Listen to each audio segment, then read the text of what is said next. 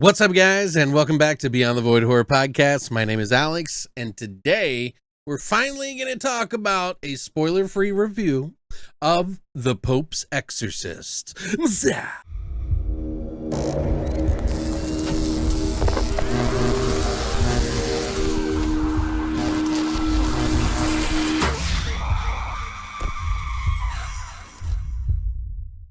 So, I have been hearing a lot of kind of negative things about this movie, and I was not exactly super excited. I wanted to go see it in the theater. In fact, Christina wanted to go see it more than I, but I had to pick the few that I would go see at the theater this month because there was a lot. So fast forward to today where it's out for $20 to rent. Why not? We're at home, I got some extra time, and I want to tell you all about it. Hey. So what is The Pope's Exorcist all about? Well, it is actually about a father, a priest, who is the exorcist of the Diocese of the Pope.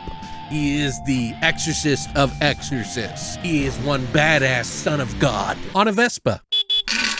That, of course, is played by Russell Crowe, who is actually kind of okay in this movie. Now, he is, of course, playing a sort of character in the real world, because this is based off the real life of Gabriele Amorth, who was the real exorcist of Diocese of the Church, of Catholic Church. Yeah, he was a real guy that wrote many books. The books are good. He was kind of a prominent figure in the Catholic Church because, you know, we were still talking about exorcisms in the modern era, which a lot of churches and a lot of Catholic churches don't really believe in anymore. So there's a little bit of that tug and pull in here with this movie. And Franco Nero is the fucking Pope. That's right, you know it. Franco Nero. Django! Now, this is a movie that is directed by Julius Avery, who did the movie Overlord and Samaritan, which are actually not terrible movies. I think I liked Overlord a little bit more. I thought it was a very solid film. It kind of jumps the shark at the end of the movie. And Samaritan was kind of like, it was decent, but it was the one about Stallone being a superhero.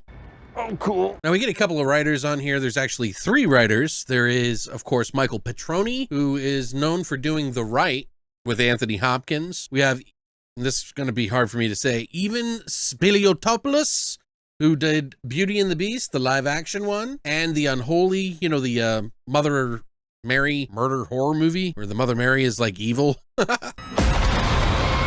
And we have R. Dean McCreary, who did Fanboy and nothing else. Pretty much talent in the religious realm of movies and, you know, possession films, etc. Now, according to the Vatican, the real Gabriele Amorth would be pretty upset about this movie coming out, and he would be, of course, against it. But needless to say, we watched it anyway because we were kind of expecting a so bad it's good fest. And surprisingly, when we started this movie out, we were actually kind of into it. We're like, you know, this isn't so bad. Like, what's the big deal here? Let me tell you, when it comes to the possession scenes in this movie and they're dealing with the devil and all this other shit really goes goes really off, and it's just super cheesy and super cringe. And I'm not really spoiling anything when I say this, but you know those scenes where they're like, yeah, stuff like that is in here that's been done to death and probably should not have been put in this movie kind of thing.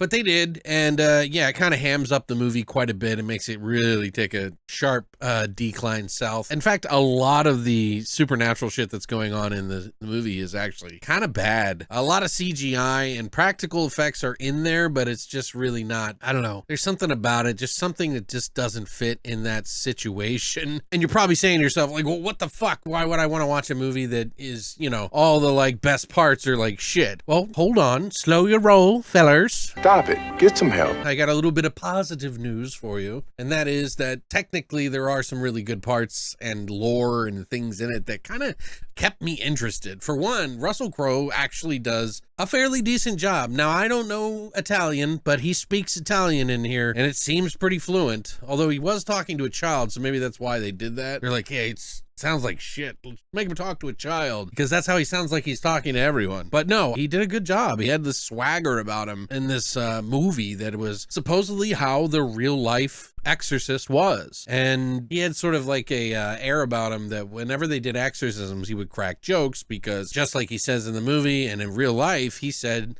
the devil hates jokes. And so he always made bad jokes while they were, while they were killing off demons and shit, But supposedly the real father actually did do thousands of exorcisms. So pretty interesting kind of story in a way. And the lore that they do in this, like as it sort of unravels, it goes into some layers of things that you really haven't seen in other horror movies that do possession films or exorcist films or exorcism films, or the lore behind that. It kind of goes a little deeper into some areas that I kind of was interested in seeing, and it was just kind of neat to kind of like delve into in some ways. This is a really powerful fucking demon, and I won't spoil anything about it, of course, but it's just say they're really powerful, and they're doing things that most of these movies don't do. But a lot of the scenes when they do these like possession things, there's some, I don't know what I'm saying. There's some stuff that's okay, and some stuff that's like kind of funny. And I don't know, we were cracking up in the beginning because when this little boy who's in the trailer gets possessed, it's just kind of hilarious. Like so cringy, it's so bad. Minor spoiler, the demon kid lifts his shirt and it says hate. What the fuck? And I'm like, ooh, you're so fucking edgy, demon. Ooh. So yeah, that's probably gonna upset a few people. I mean, at least I would probably say so. I'm a little more forgiving on that kind of stuff because if it can make me entertained and make me laugh, I'll sit to the end. And it's not a hard movie to watch. It's not like I was like angry while I was like hate watching it. Now, supposedly this is Russell Crowe's first horror movie, unless you count the one where he was that portly fella who gets in a vehicle and he starts like road raging everybody like a serial fucking killer and literally destroying everyone's lives. Yeah, that one where he's really sadistic and it's extremely fucking dark. By the way, you should watch that one if you haven't. It's pretty sick. But yeah, there's like good and bad about this movie. Like there's things about it. The camaraderie in it is kind of interesting and fun. I think Russell Crowe's character is actually not that bad and he didn't fuck around with it. He took it seriously. And I think it was because, this is a real life person and he wanted to play it very cool in his mind. I think he did a fairly decent job. There are other actors and actresses and there's kid actors in the movie, and I don't want to say they're bad. I just want to say they're okay.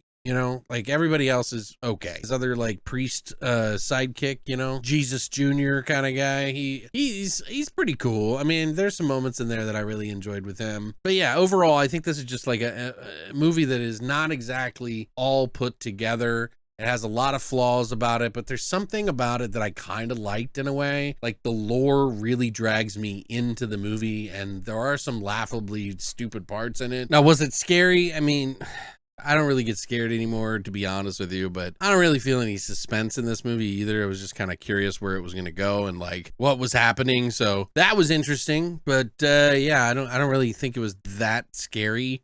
Like I said, there was a lot of CGI, so that's going to really be a deal breaker for a lot of people. In the same regard, it's like they were doing stuff in this movie that you couldn't have done practical. I've seen so many ridiculous movies, guys. And it's hard for me not to laugh and enjoy things. You kind of get to this place in your mind where you're pretty much going crazy and everything you watch is terrible. And if you don't laugh, you'll fucking die. Anyway, it's an okay movie. I'd probably give it like a maybe 5.5 or a 6 out of 10. It just really depends on your tolerance levels of exorcist films, of like supernatural possession films. Like some people are gonna fucking absolutely hate it, and they're not wrong, like I get it. Like it's something's just gonna get in there and get in their crawl and they're just gonna get really mad about it. Totally fine.